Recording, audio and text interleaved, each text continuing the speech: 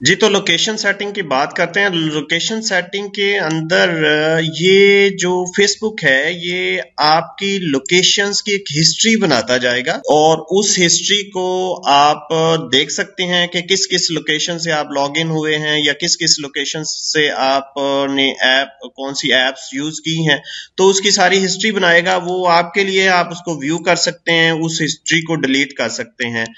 Location services के जरिए ये फेसबुक आपको लोकेट करता है कि आप किस किस जगह से जो है वो लॉग इन हुए हैं। तो लोकेशन हिस्ट्री को व्यू करने के लिए आप यहाँ पे जाएंगे तो और ये फिर आपको सारी लोकेशंस इधर दे देगा कि कहाँ कहाँ से आप जो है वो लॉग इन हुए हैं। तो बाज दफा यहाँ से हमें पता चल जाता है, फर्ज करें हम यहाँ पाकिस्तान से लॉगिन हुए हैं तो सेकंड ही पॉइंट पे हम यूके से अगर लॉगिन हुए हैं तो वो फिर हमें अंदाजा हो जाएगा कि वो हम तो नहीं है तो वो कौन है। तो इस तरह फिर लोकेशन हिस्ट्री से भी आपको आपकी सिक्योरिटी को मैनेज करने में आसानी होगी।